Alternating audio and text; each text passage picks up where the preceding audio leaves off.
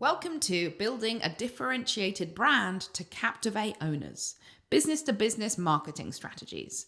Introducing our speakers, Sydney Webber, Senior Marketing Lead at Updata, Sharon George, Director of Multifamily Asset Management at MIG Real Estate, and Tina Mezzarandino, Vice President of Corporate Marketing and Communications at Avenue 5. Hello. Look at all these beautiful people. Are you enjoying the sunshine? Isn't it nice that you get to learn with an ocean view? I love it. It's my first time on a stage, and they took the chairs away from us. It was such a debate. But here we are, so we can be up here energized for all of you. We're talking about something that I actually haven't seen spoken about in this conference, and I've been here quite a few years, so I'm really excited to share it with you. We are going to be talking all about B2B marketing for fee managers. So who here runs or works for a fee management company? Raise your hand. I guess that checks out. That makes sense that you're here, right? Not a lot of owner-operators in the crowd. I see one B2B marketer over there, too, so thank you for joining us. It's also relevant for vendors. How do we make money, fee managers? Throw some ideas out. Like, what are different ways that you make money? Don't all speak up at once. Percentage of revenue. And how do you drive revenue? What do you do? I can't even see it, so tiny. Increase occupancy, that's a way, make sure people heads in beds. We also can increase rents, only so far. It sounds like in the previous session, that was something that we're struggling with a little bit. We can also reduce expenses. Don't tell your vendor friends, but reduce expenses. But finally, and what we're gonna talk about today is, why don't you just manage more units? Just be bigger. But how do you do that? You have to find clients that want to work with you, hire your business to run their very valuable assets. So today we're going to talk about all the ways you can differentiate your brand and put it directly in front of your ideal customer in the right time so they fall in love with you and hire you. And so now I'm going to pass it off to probably one of the most qualified people to talk on this subject, a member of one of the fastest growing NMHC top 50 companies, Tina Mezzarandino. Thank you, Sydney. So who here is working at a company that's ranked on the top 50 NMHC property managers? Raise of hands. Okay, we have some Avenue 5ers here. At Avenue 5, driving more units under management and more clients to entrust us with their precious assets is the bread and butter of our business.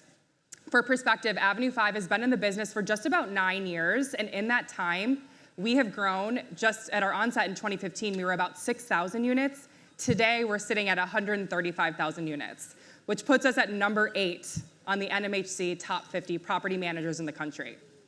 Everyone in this room is surely aware of this list. It ranks managers by total units under management. And, so raise your hand if you are not on the list and you want to be. If you're not, okay, we got a couple. Or if you're on it and you want to be higher. Okay, so we've got your attention.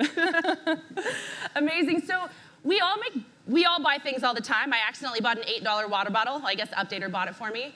That was an unconscious buying purchase. I didn't really think about it. I wanted water, I grabbed it. Maybe I won't buy it again. That was ridiculous. It's more expensive than Disneyland. But a conscious purchase is something that you work with all the time. You're working with renters, and there are serious consequences to a bad decision. It's a year-long decision. It could affect your spouse, your children, roommates, whatever the situation might be. And if you're unhappy with your choice or it doesn't work out, it impacts your life in a major way. Now imagine you make a buying choice that not just impacts your life, but impacts your career, your livelihood, the company you work for, multi-million-dollar assets. It's a really important choice. And the big difference between renting an apartment, that choice, and choosing a management company is it's a multi-stakeholder choice. It's not just you making the decision. Somebody's got to bring it to the table, and somebody's got to get on board, and some person, some CFO is going to cut it off at the last minute, or someone in IT. Like, there's so many people involved in this decision, and it can take years. So it's so important to build a brand that those potential customers can have a lot of confidence in. And so before we talk about how you attract them, let's talk about how we build a brand that can drive a lot of confidence. Passing it back to Tina. Thanks, Sydney. So why is it so crucial to build a differentiated brand? Simply put, it is your ticket to standing out in a crowded marketplace. A strong brand sets you apart from competitors, making you memorable in the eyes of your audience. It also instills trust and confidence, showing that you offer something unique, and ultimately attracts real estate owners, fueling your long-term success as a third-party property manager. You received a handout on your way into the room today. We went through a brand exploration exercise at Avenue 5. We are committed to excellence in every aspect of our business, and so we invested in a brand exploration exercise where we really dove into who are we as a company, what do we sound like, how do we want to be perceived in the marketplace. So we're going to be actually going through some of the exercise that we went through today. So I invite you to engage. Those papers you have. All right, so yes, if you have that paper in front of you, we're gonna start by asking ourselves this first question. We win with clients who are blank. So put on the lens, if you are a third-party manager in the room, as you're pitching your business to clients, which ones have you won with? Thinking about the clients, the type of clients that you are winning deals with, what about them is making you convert? So taking a minute just to think about that and jot that down. The next question is, the thing we do better than anyone else for those clients is blank. So think about those differentiators. What makes you serve your clients differently and better? As we talked about, the marketplace is stacked. There's hundreds of property management companies out there, but what makes yours different? How do you serve your clients differently? And then we have to get real, right, with ourselves and ask ourselves, when do we lose opportunities? There's gonna be moments where you might have pitched your business and the owner went to you and gracefully had to say, we're sorry, you didn't get it. So acknowledging when you lost and understanding and pivoting from those lessons learned. So really taking a moment to think about, where have you lost the business?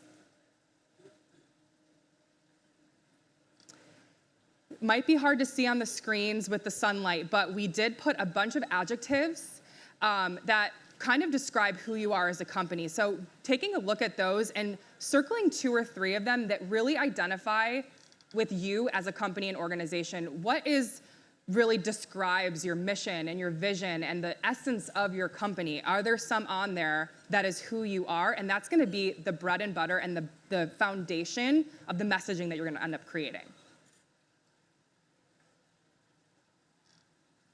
Okay, so we have a little bit of a tea spill time. We have Sharon George here, who is a valued Avenue 5 client, an owner who has hired Avenue 5 to manage their assets. Yes. So Sharon, we're gonna just get transparent here and ask you a few questions. Let's do it. How do you choose the property management companies that you do? You did say yes to Avenue 5. Yes. So tell us a little bit about why. Why did you choose Avenue 5, and what makes a good property management company decision?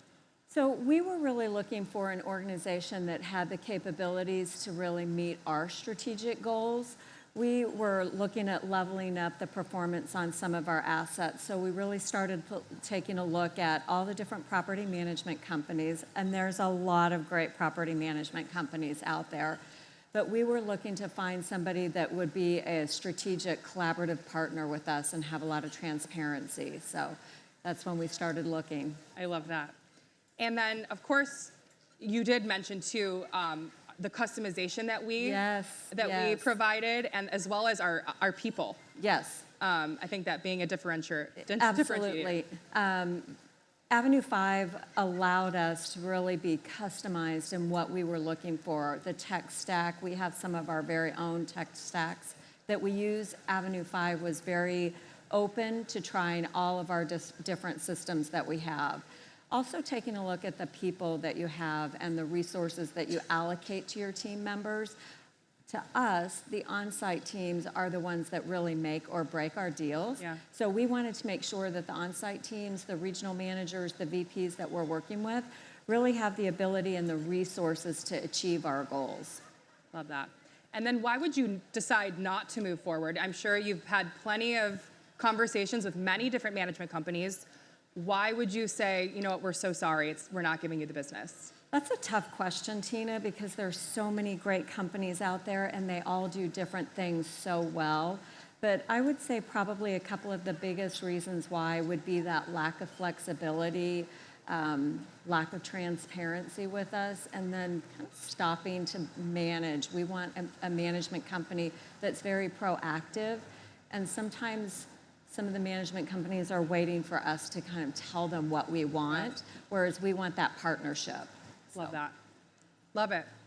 So as you can see, some of the nuggets that Sharon shared was that customization, tech stack flexibility, engagement with on-site teams, and then the breadth of resource were just some of these nuggets that we continue to hear and we have heard from many of our clients. And so that's something that's become some of our differentiators at Avenue 5. So something for you to think about as you take home that worksheet and think about it. Not only are you looking to differentiate yourself, but you're also looking to target your messaging to owners like Sharon. So you're going to want to be using some of these words and phrases and things that owners are looking for in their management companies as they seek them out. So this is a fun, again, I don't know if it's going to be hard to see on the screens there, but from an Avenue 5 lens, following this brand workshop that we did, we unearthed some really profound truths about who we are as a company and a bit of our story, and we ended up coming up with some fun phrases and taglines, so to speak, that will live everywhere from our social media to our soon-to-be new website, marketing materials, events. So some of the fun phrases that speak to who we are we're not your average anything, totally epic turnarounds, more heart, more hustle, more how come we didn't hire you sooner? I love that one. And then turn up the volume, make some NOI. So it speaks a bit to our fun, vibrant culture, and really just, it's not just a slogan or a phrase, but really speaks to who we are as a company. So now it's time to distribute that message. So we've kind of taken you through a portion of this exercise that we went through, and now it's time to distribute it and get it into the eyes of the right customer. Yeah, thank you. Handing it over to Sydney for that. Thank you so much, Tina, and thank you for spilling all the tea, Sharon.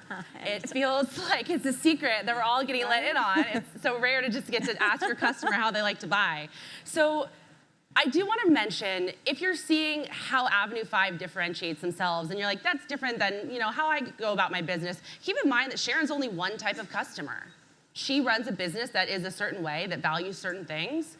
Maybe your ideal customer looks different than Avenue 5's ideal customer. It's just so important to know who they are. Because I always say, if you're trying to market to everyone, you're marketing to no one. If you're trying to build a brand for everyone, you're building a brand for no one. Know who they are and and present things that they actually care about. So speaking of knowing who they are, you identify your ideal customer as a whole. Now, who's your champion at that company? Who is the person, the persona, the job title that is going to discover your company and bring them to the table? It's important to have a couple of these people at any given company because you want to have multiple people in your corner. So first off, Sharon, who at your company brings a new management company to the table?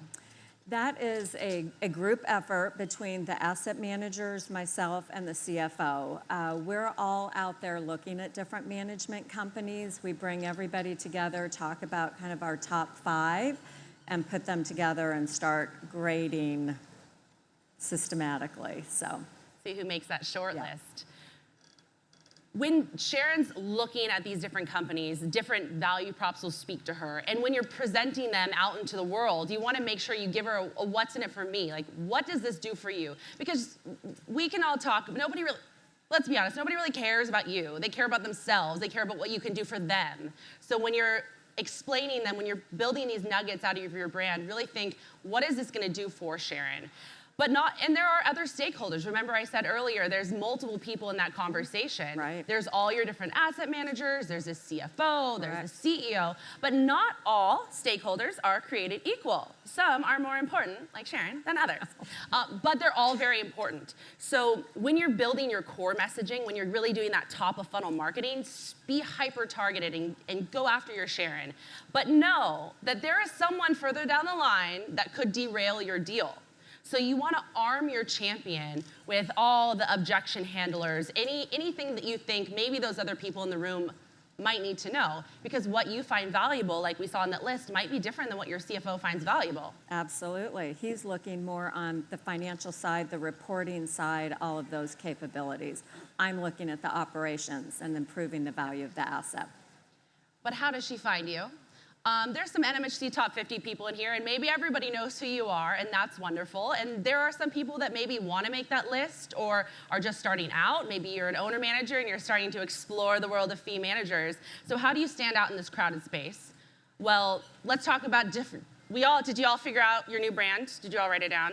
Let's talk about how we're going to get it in front of her eyeballs. So there are a lot of different ways you can get it out there, but people like to hear from people, and when you talk about yourself, nobody really trusts you because it's your job to say nice things about your own business.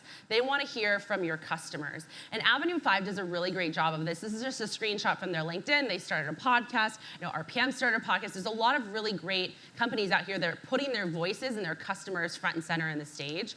And so you want to make sure you get out there with LinkedIn content, podcasts, speaking at a conference like this. That's a great opportunity. Another thing you can do, we're giving gifts today. Here's a QR code if you can even see it. I've worked on the operator side like you and on the B2B side now for a few years. And this is my customer content strategy. If you'd like to steal it, please do. It is my whole breakdown on how you take a 30-minute Zoom call with a customer like Sharon and turn it into like 30 pieces of content using AI. So the idea is to get those customer stories and distribute them in a million places. Video, quotes on websites, stats, case studies, references, grabber quotes for sales calls. Like, you want to get those customer stories everywhere. Another thing you want to do is make sure that your teams are out there. People want to buy from people. That's why you're all here, right? I mean, you're learning from us, but you're also here to network and get to know the vendors. Think about the relationships you have with the people on the supplier side and why you choose to even take a demo with them, why you choose to move forward with them. It's not just about the product, it's about the trust and the relationship you're building with them. So how do you do that? Sharon, how did you find out about Avenue 5? Well, hate to say this, but I started stalking you guys a couple years ago. We love to hear that. Sorry. I was really looking at everything they were doing on social media, whether it was LinkedIn, Instagram, TikTok, wherever it was. I'm looking at that to see the level of engagement of the on-site teams, to see the resources that are allocated to them, to see what type of accolades that the company is receiving and all of their growth. Really started taking a look at that and making sure that we are very aligned in all of our strategies, making sure that if they're managing an asset that's doing renovations, they're promoting that. I want to know how they're selling that, because we as owners are spending a lot of money to renovate communities. So we want to make sure that they are promoting that and that they're aligned with our interests as well. So really started stalking. I love it. Internet we love stalking. to hear about stalking. I had a really big culture shock when I moved from the operator side to the vendor side, when I went from B2C marketing to B2B marketing. And it was this attribution that just went from so crystal clear and beautiful. They saw my ad on my ILS, and they just beep-bopped over to my website, and they talked to my chatbot. I could see it all, and I was like hyper-fixated on like attribution sources and all that stuff. When you start thinking about B2B marketing, it's such a mess. It is so muddy. They're stalking you on the internet for 3 years. And are you liking and commenting? Maybe not. Maybe you're taking a screenshot and slacking it to your CFO, or probably teamsing it because you are on the operator side. You Teams people. Oh, yep, that's us. But I actually heard something interesting today in the rent session this morning. And as our budgets if our budgets get tighter, we stop investing in marketing activities that don't see direct attribution. But all those things that Sharon just described were 3 years of internet stalking. So if you aren't investing in the content, posting on social media, all of those, and not just social media, speaking at conferences, being in publications, like invest in that stuff that does not have a direct, quick return. It's the long game, but it is how you build a brand like Avenue 5. There's things on here to look at. They have that bright green color. All the employees take pictures with their hands in a 5. Here's a really good example of partnering with another vendor. Funnel did a thought leadership piece with Globe Street. You know they pay Globe Street for these placements. Partner with your vendors and get in front of these publications. Partner with your vendors and pitch for AIM and NAA and Optech and get yourself in front of your ideal customer where you know they're going to be. It's so critical when you build those relationships. You've got to play the long game. Right. Thanks. Here's an example of, because I have all the data of Updater, because that's where I work, here's our highest performing LinkedIn ad. I love LinkedIn advertising. LinkedIn advertising for life. It is such a great mid, top of funnel, and also kind of like bottom of funnel strategy. You probably see our ads on the internet all the time, sorry. This is our highest performing ad. It is so simple. It literally just lists property management names and says that they work with us. Do not be afraid to name drop. If you are working with Sharon, plaster it all over the internet. But here's also an example. It's from a website called AppQs. It has nothing to do with our industry, but I'm obsessed with this logo wall. They don't just put the logo, they put what they actually did for that company. 55% in user activation. Maybe you helped reduce their operating expenses by X amount. Don't just say, hey, I worked with this owner. I did this for this owner, because then Sharon's gonna see that. I'm like, oh, I know them. Oh, can they do that for me? The social proof is so key. And final thoughts are, if you're doing great things, if you're winning awards, if you're crushing it, put it on the internet. Because if you don't, it didn't happen. And Sharon can't stalk you. So this is a very messy slide. You can take a picture of it and we can move on with our lives. But so is the entire buying process. You talked about finding them on social media. What are some other ways, as you started to get to know Avenue 5, where are different places you saw their brand? I saw their brand at different industry events. They were out there, and then again, a lot of social media and getting out there and talking to different people as well, finding out what they were doing for different groups. So following them very closely, and all the property management companies, so yeah, keeping a close eye on that. Talking to people. Talking to your peers. Absolutely. So this is just a general idea, a map of influence, and it's supposed to give you a bunch of places you can put your brand and your differentiated value props on the internet, in person, arm your customers with it. And it shows you where in the buyer journey they're going to interact with those brand moments. From the top of funnel awareness to the trust building, those peer relationships, those case studies, all the way to the conversion into the nurture. So you're gonna keep these prospects in your pipeline for 3, 4, I told you, this is not like renting an apartment or buying an $8 water bottle. It is a long sales cycle, and so you gotta play that long game. So I'm going to pass it off because I'm not qualified to talk about this next part.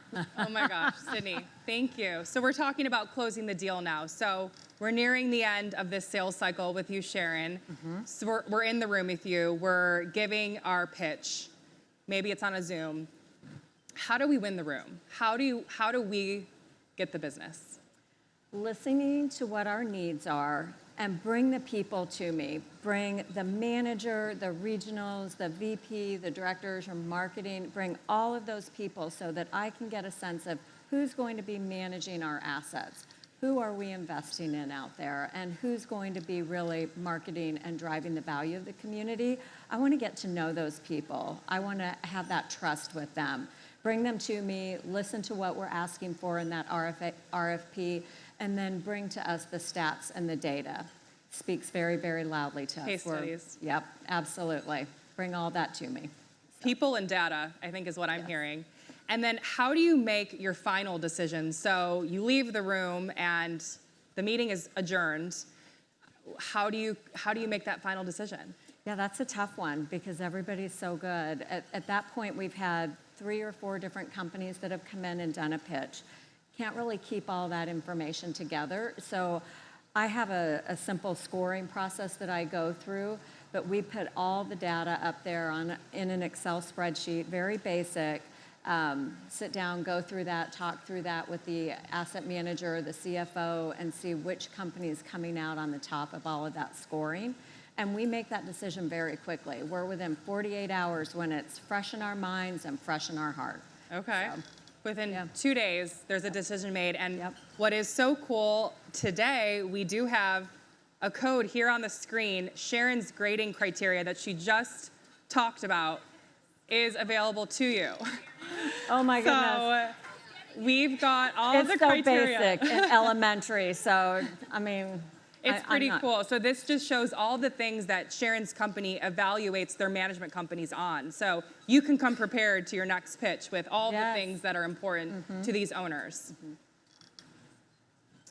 Final thoughts as we wrap this conversation up, which has been so awesome to hear from you, Sharon. Concentrate on client types where you're historically winning. Back to that original question, when we were creating that brand exploration exercise, our first question we asked ourselves is, what are we doing well? Where are we winning? Ask yourself that question first, because that will become the kind of first nugget to creating your brand. And then thinking about your differentiated value. How are you different? How are you serving your clients differently than the other 50 and 100 on that NMHC top 50 list? What are you doing differently? Also, lead with people buy from people. Lead with your customer stories, lead with social proof, people and data. I like that. Yeah. And put your team out there. Encourage them to post on social media. Make your CEO and your executives into thought leaders on LinkedIn. Like, get them to post content and become a personality. You want them to be the expert on what you do best. Whatever that may be, whatever that differentiated brand is, you need to be just synonymous with it in the same way that Kleenex is synonymous with tissue. You want to be known for that thing, and so you're creating demand for that idea and that value that matters to them. Also, speak directly to your champion. Arm them with everything they need to make sure that someone doesn't come in and derail a deal, that they can speak with confidence, because you sell your business better than anyone. So you don't want to just say, okay, go sell for me. Arm them with everything they need to be successful, because they did a lot of work on the front end. They've been stalking you on the internet for 3 years. They want you to be successful, and they want to move forward with the deal. So, and Sharon, because you're here, this is so cool, and thank you for being here. She wouldn't have come otherwise. Yeah. We swooped her up. If you had some parting words of wisdom for our friends on the operator side who are trying to work with you, what would it be? Continue to listen, be proactive, continue to promote, engage your on-site teams, and really listen to what the ownership group is asking for. Thank you. Thank you. Do we have time for questions? I don't know what time it is. Do we? Robin? No? Does anyone have any questions? 3:45. Oh, we're at So time. fast. We're good. Because we didn't say so a million times. Does anyone have any questions from the audience? Yeah, Lauren. So, yeah, I love this. Is so awesome. Thank you for coming. This is amazing. We actually are. Oh, we have a mic.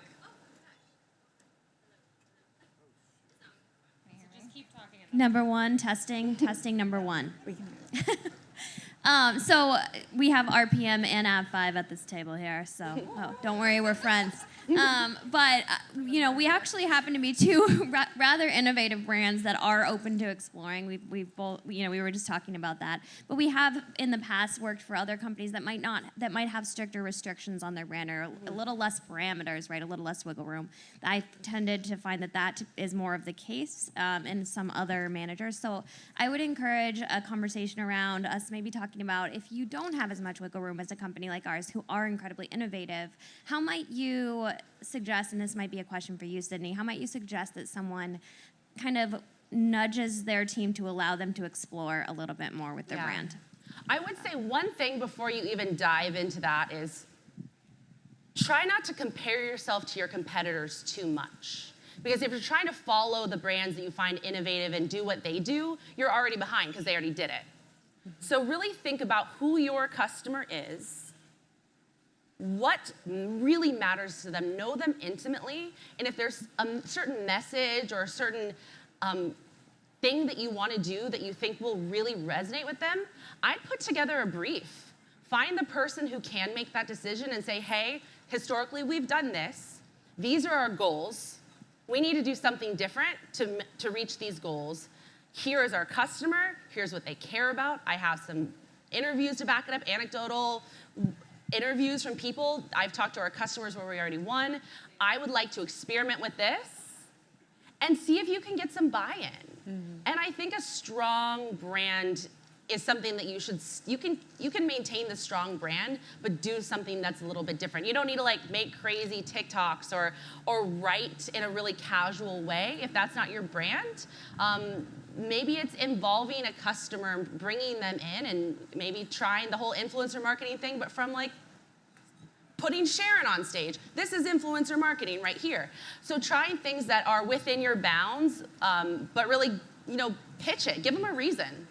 Do you have anything to add to that? No, I think you said it really well, and I love how you said, not just looking at what your competitors are doing, because the whole point of this is that you want to be different. So really thinking about, at the end of the day, you're trying to attract a certain person or a certain group. So what do they want to hear? It can be very simple. It doesn't have to be super layered and different. It just, as long as you're getting the message at the right place, at the right time, and to the right person. So just thinking through those big questions. Thank you for that question.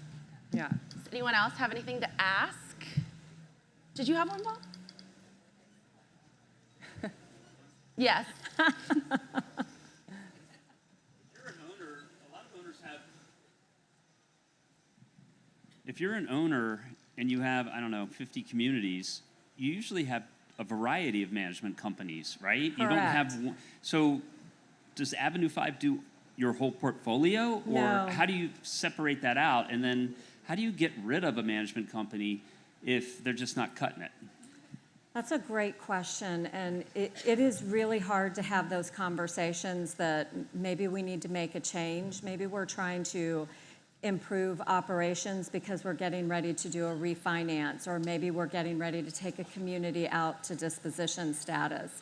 So we really have to evaluate the strategic goals that we have as an ownership group, and then take a look at the operating company that's there at that point to make sure that they are aligned with those and they have the resources and that we've seen the continual results that they're achieving. And if they're not achieving the results and the goals that we need, then we need to make that change. I have an obligation to our executive team to be able to make those difficult conversations happen. So You actually gave me an idea that is not in this presentation. It's something that we think about as vendors all the time, and it's not just winning the deal, it's expansion. So let's say Avenue 5 only has 10% of this portfolio. I don't know how many, but let's say they have a percentage of the portfolio, and maybe a faster way to grow your portfolio is to get more from your current customers than go out into the world and try to find all new customers. Right. So how can you help? How can you It's win like a resident more referral, deals? like kind of building on who you already got. Exactly. So Yeah. some of the things that we do on the vendor side, you probably all sit through quarterly business reviews, right? With your buddies, the success team or your salespeople. They're showing you how well your assets are doing with their product. These are the numbers. This is how much your leasing teams love it. This is how much your renters love it. All those things. How can you bring those into the conversations with your owners that you're having? Hey, Sharon, look at how we were able to raise your rents by this amount and reduce expenses by this amount. I noticed you also had some communities in this area. We happen to have a great presence there. I'd love to introduce you to a few of our team members in this region. Maybe we can start to, and maybe she didn't even think of, maybe she's happy with her current company, but maybe she's happier with Avenue 5, and you can start to win those deals and expand into those portfolios as well. Yep. Yeah, I'm on a roll now. always count on Paul.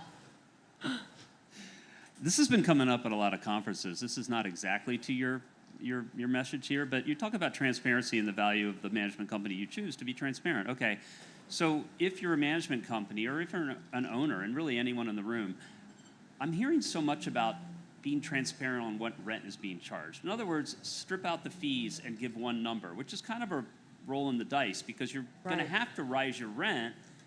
It's going to show up on the listings as being higher. Where are we as an industry in making that move? Has anyone made that move? Does it take one to domino the rest? How challenging is it to take that complete different mindset on how you post your rents? It is going to be very challenging, and I think everybody's still working through that. Does it make sense that we just increase the rents and we have just one flat line and we try to sell the value that the resident is receiving, whether it's in managed Wi-Fi, cable, trash services, amenity fees, whatever it is. I think we've got to be able to sell the value. Yeah, it's tough. I don't think anybody's really made that jump yet to say we're going all in, and today it's just one rent price. But I think we're going to have to get to that point. I think, especially with all of the new legislation that's coming, when we look at Biden saying that he may require us to allow residents to go outside of our managed Wi-Fi for their internet and cable services. I think we're heading that way. And I think you're right. I think there's going to be one large group that's going to say, we're going in, and everybody's going to follow. But I think it's also interesting because you look at companies that are using revenue management systems, that's going to create some additional challenges there whenever we do that, because you're going to have the whole, one company does it this way, another does it this way. So we're trying to work through that as an ownership group ourselves, what makes sense, especially as we start approaching the upcoming budget season for 2025.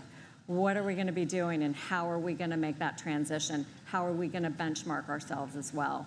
And maybe if there's other opportunities to find ways to monetize your properties in ways that you didn't know before. Absolutely. Does it come down to how you sell it, how you present it? Yes, yes. Yeah. You have to have the on-site team. Again, it goes back to the people and the engagement and what are they doing on site. That's why we are it's so critically important for us to meet the people that are going to be managing the assets, because we want to know how they're selling our asset and creating the value, right? Yep. So how often are you going to the shopping those teams before you hire the company or even talk to them? I do shop them. I shop them on the phone. I shop their websites. I shop them in person. Our asset managers do the same thing. And for anybody that works with Eric Lem, they know he's out there shopping. He's looking at your website. He's calling your comps. So we're out there looking at that. And before we even make a move to inviting somebody to the RFP process, we've looked at that already. We've shopped them in all different avenues. Mm-hmm. Amazing. Thank you. Any other before questions? we wrap it up? Well, hopefully next year you guys all climbed up that list a little bit more. So maybe you wear T-shirts to say what number you are on the list. That'd be kind of fun. I don't know. Right? Number 8 next year will be better than number 8. Who knows? Cheers to that. Well, cheers to some growth Yes. for all of you, and I'll see you out there. And enjoy. You're 1 hour away from getting into your Barbie costumes. We are in the home stretch. So great to see you all, and thank you so much for being here. Enjoy the sunshine. Thank you.